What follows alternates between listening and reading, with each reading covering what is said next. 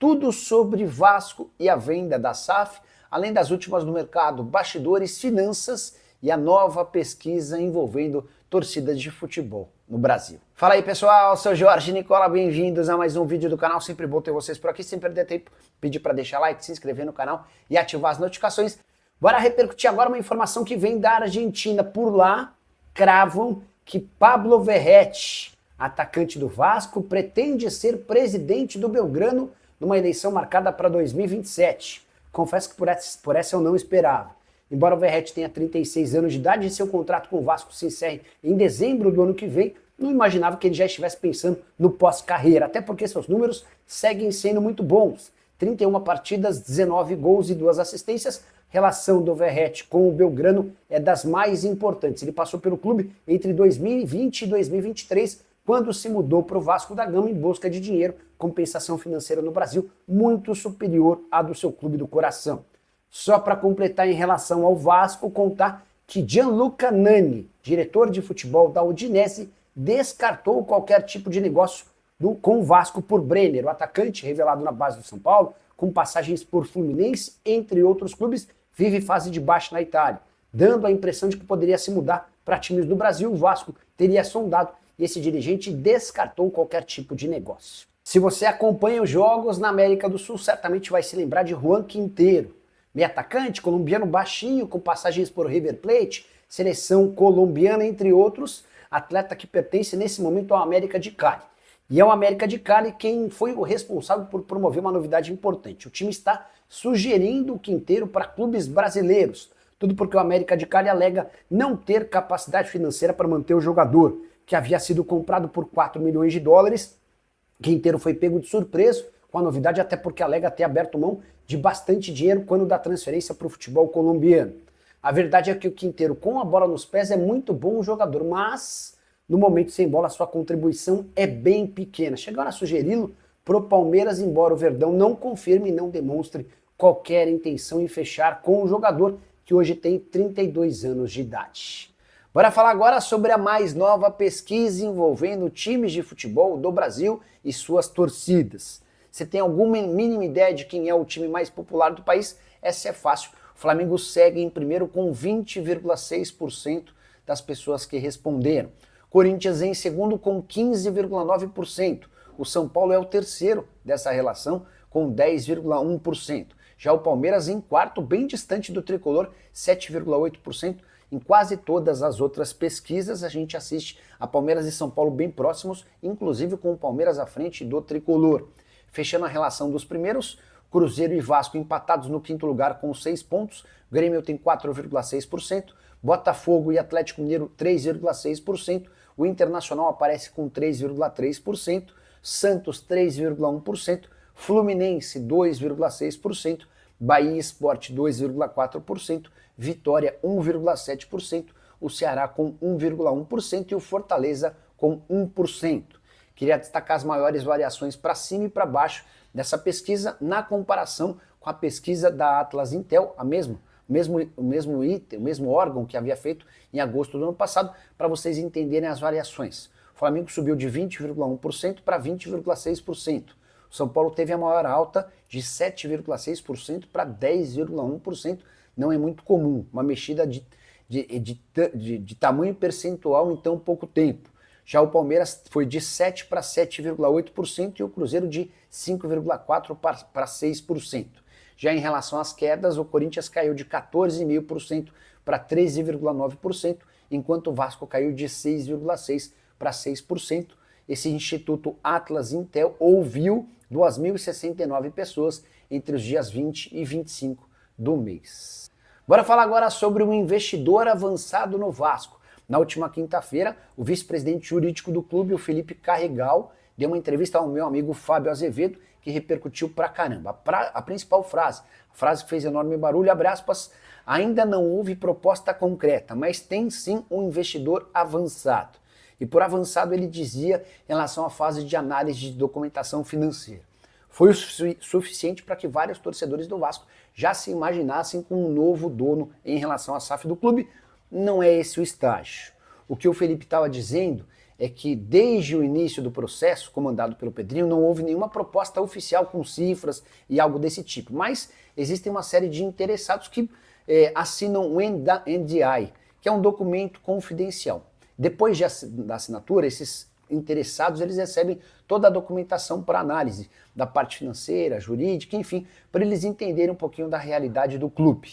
E segundo o Felipe, há um investidor que já está terminando as análises e avaliações para apresentar num futuro não muito distante uma proposta oficial. Essa oferta deve vir, se tudo correr bem, nas próximas semanas. Não é nada muito próximo de ser fechado, não dá para dizer que o Vasco está em vias de ter um novo dono. Há ainda um longo caminho, mas ao menos uma discussão um pouco mais quente que já passou das fases preliminares. Só para completar, em relação ao Vasco, contar que o Cruz Maltino se prepara para o retorno do Campeonato Brasileiro e espera anunciar o fico, de forma agora definitiva, de Felipe Coutinho nos próximos dias, talvez no máximo até o dia 7 de julho. Quero falar agora sobre as negociações entre Corinthians e Igor Coronado para rescisão do contrato de forma amigável. Igor Coronado tem vínculo com o Timão até dezembro, mas todos os problemas que você pode imaginar existem nessa relação. O principal deles, a questão futebolística. Coronado não conseguiu vingar com a camisa alvinegra. Desde que foi contratado em janeiro do ano passado, 67 partidas, só 7 gols e 5 assistências, muito mais reserva do que titular durante todo esse período. Mesmo com o Garro machucado, Coronado não conseguiu seu camisa 10 que se imaginava. Para piorar, ele ganha 2 milhões de reais por mês, segundo maior salário do elenco, só atrás do Memphis Depay. E aí, só para bagunça ficar completa, Corinthians lhe deve cerca de 10 milhões de reais. São 8 milhões em luvas, prêmio pela assinatura do contrato e mais 2 milhões de reais a Rafael Brandino, empresário do jogador, como parte de um pagamento de comissão. Diante desse cenário, o Coronado e o Brandino procuraram o Corinthians para tentar discutir a rescisão do contrato de forma amigável. Os caras não vão abrir mão de nenhum centavo do que já venceu, mas estariam dispostos a ficar sem receber a grana que o Corinthians ainda tem a pagar pelos próximos meses. Chegaram a dizer que Vasco e Santos têm a intenção de contratar o Coronado. Acho difícil que esse negócio aconteça, especialmente por causa das cifras. Nem Corinthians, não, melhor, nem Santos nem Vasco hoje tem capacidade para investir tanto dinheiro num único jogador. A maior lógica seria de o Coronado voltar para a Arábia Saudita, onde tem enorme cartaz. De qualquer forma, o bom para o torcedor do Corinthians é que essa negociação aconteça o mais breve possível, até porque o Coronado não entrega em campo e certamente economizaria, garantia um enorme alívio na folha salarial alvinegra. Fala, torcedor vascaíno, como é que vocês estão? Tudo bem? Tudo beleza? Vamos com as informações aqui e vamos entender o que disse o vice-presidente jurídico do Vasco e como estão as conversas para vender a SAF do Vasco. Na quinta-feira, Felipe Carregal, revelou que tem investidor mais avançado nas negociações, tá bom? A gente vai dar aqui a leitura aqui ao que está sendo publicado no GE, para você ficar por dentro das atualizações do Vasco da Gama, que na quinta-feira passada uma declaração de um dos vice-presidentes do Vasco atiçou os torcedores. O vice-presidente jurídico Felipe Carregal disse que existe um investidor cujas negociações para vender as ações da SAF do clube estão mais avançadas. Proposta oficial concreta com valores não chegou. Tem investidor mais avançado no momento, faz parte do processo, revelou em entrevista ao canal Fanático Vascaíno, tá? Você sabia? Há 10 anos o David fez o seu primeiro gol como profissional contra o Diniz. David, ele mesmo, o DVD. O que ele diz com isso? Afinal, em pé está a negociação. O Vasco, no momento, tem diversos interessados com a NDAs, Non-Disclosure Agreement, assinadas, que é o primeiro passo no processo dessa natureza no mercado de fusão e esquisições. A quantidade exata das NDAs não foi informada à reportagem, tá? O grego Evangelos Marinakis e o italiano Andrea Redrezini estão ou em algum momento estiveram entre esses interessados, como o GE revelou anteriormente, por exemplo. A partir daí, existem algumas etapas a serem cumpridas, como troca de documentos e análise financeira do clube. Em entrevista concedida em novembro do ano passado, o presidente Pedrinho desenhou o cenário complexo das tratativas. Tenho com que assinamos o acordo de confidencialidade Nossa, não quer sair. Confidencialidade e nem começamos a conversar. A conversa inicial é muito mais para você passar um diagnóstico, por isso há um acordo de confidencialidade. Confidencialidade, meu Deus, não quer sair. Confidencialidade, os números do clube.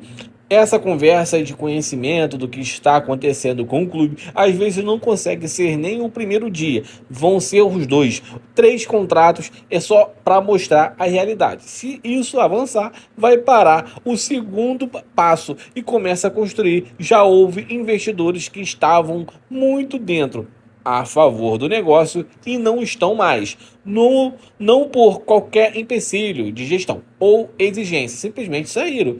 E o investidor avançado, cadê? De todos os investidores que demonstraram interesse em adquirir as ações da SAF, existe um, não revelado, que vem avançando etapas e, a princípio, mostra-se inclinado a concluir o processo. Esse que está avançado está numa fase de análise de documentação financeira, disse o Carregal. Um investidor citado pelo vice-presidente na fase das diligências, mais avançada que os demais nas tratativas, encerrada essa etapa, ele poderá apresentar uma proposta concreta e chamada proposta vinculante. Essa é a expectativa da diretoria vascaína. A partir daí é que as partes poderão discutir os valores e outros aspectos da transição.